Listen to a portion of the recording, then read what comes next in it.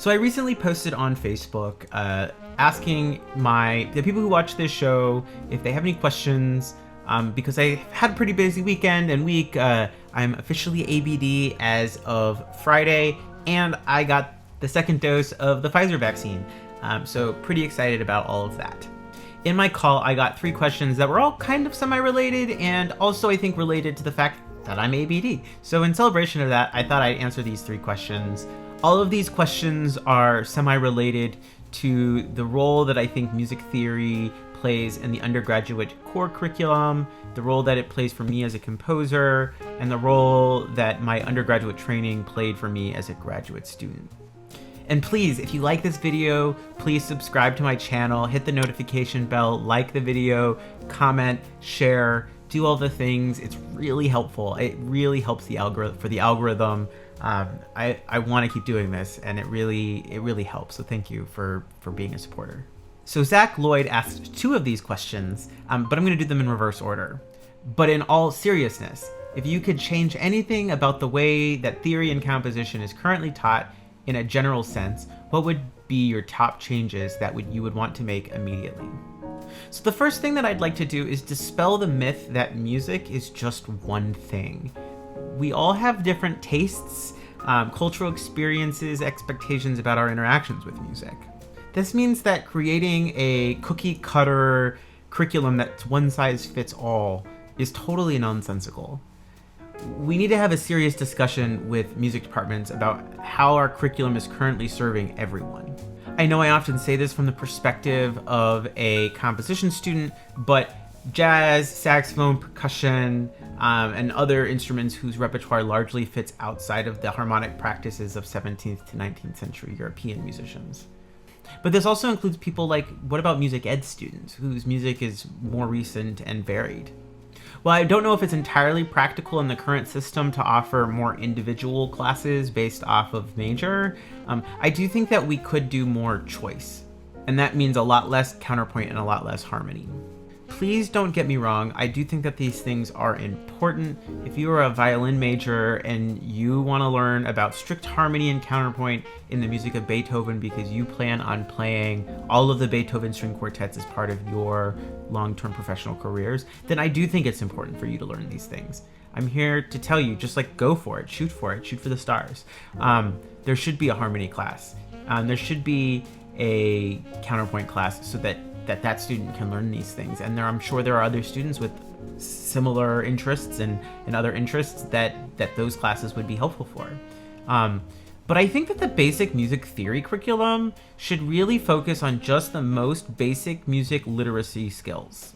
All of the other majors whose music fits outside of classical music would still benefit from having these basic musical literacy skills. Basic training on chords and rhythm and meter and pitch and other basic skills, which Kofi Agawu describes as important to the current theory training. I would even say having a basic understanding of the phrase model is helpful. But I am here to say that spending a year and a half on chromatic harmony is where I think the large problem occurs, when I think a year of that could be spent on other topics that interest the student. If you're a composition major, maybe that means taking a 21st century counterpoint class or a 21st century harmony class, something that I never got to take. If you're a music ed major, maybe that means an aural skills for conductors class, or a form class. For percussionists, maybe a timbre theory or rhythm and meter seminar. After a year of musical literacy, allow for students to specialize in whatever area that is important to their craft. They are mostly not getting this elsewhere, and are tasked to figuring out themselves, which I think is kind of irresponsible. I'm sure that there are percussionists and saxophonists who are interested in Bach, since transcription work is very popular in those practices, where learning all of this is helpful. I'm not saying that they can't do it, I'm just saying give students more choice. I know one of the big common arguments as to why things are the way they are is so that graduate entrance exams can be passed, but let me point it to you another way. If we overhaul the undergraduate curriculum, wouldn't we overhaul that system as well? That every single school has this. We need to work together as a community. At all the universities that I've been in, graduate entrance exams are actually like happen after you've already been admitted. I know that there are exceptions out there, but for the most part, you take it after you've already gotten in, and it's to just decide if you need to take remedial courses. And from my understanding, those remedial courses tend to be ways for universities to make more money, which is also problematic in its own way. So something to think about. And also, from my experience, a large number of the students still have to take these courses anyways. If you've already taught the material once, and then the student still has to take remedial courses, maybe it's because what you're teaching is irrelevant to the student's musical practice. If what you were teaching was so important to the student's musical practice, they would remember it, but it's not. That's not to say that it's not important, it's just that maybe the ways that we're teaching aren't effective. I'm saying that they're not important to every single student. Perhaps if students' academic advisors were actual professors and not administrators, students be given more practical professional academic advice. And as far as composition instruction, this one's a little bit harder because I do think it's very student dependent. I think that there isn't one good way of teaching composition, and instead comes down to personality, since it is more individualized instruction. So what that means for me is if you had a bad experience as an undergrad, it might have been because your teacher was not the most flexible. And I think that is the important thing for a composition instructor, is just providing a level of flexibility so that you can fit your teaching style to fit the student, because it is individualized. I think that for graduate students who are looking at potential comp instructors, the most important thing, in my opinion, is that you find an instructor who you vibe with well. And what I mean by that is someone who is going to provide you the type of mentorship and instruction that works with your own taste, which I think that you probably will have learned during your undergraduate time. For me, that's someone who's challenging, but yet honest and supportive, and calls me out on things and still wants me to do well. Doesn't really get in my way, but is still willing to challenge me on things that could be better. I would say that I've had maybe 2 or 3 of these instructors out of the 10 that I've had, and they have all been my favorite instructors because they're the ones who I feel like I've learned the most from, but I didn't hate my life while working with them. Find someone who you vibe with. And also, just because they're famous does not mean that they're going to be a good instructor. So that moves me on to my next question from Eddie Chung.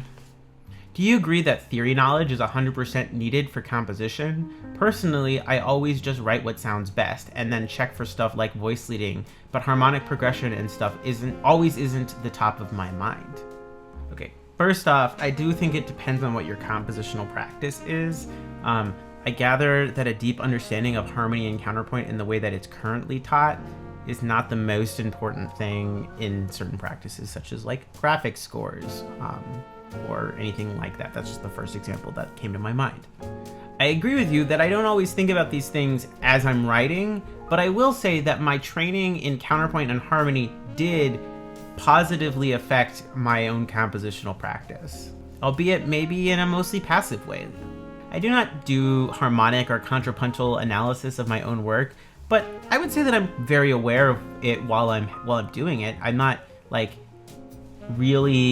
doing like counterpoint exercises or anything like that, but I am very aware of the ways in which notes and harmonies are interacting with one another, even if I'm not doing like large scale phrase model types of analysis. And to go back to my last example of graphics scores, I think that you could learn something from counterpoint and harmony, albeit in just a slightly different way. I mean, if we think about it, harmony is the ways various colors combine to create new colors, which I think is totally relevant on like a graphic score and the ways that you communicate that to a performer.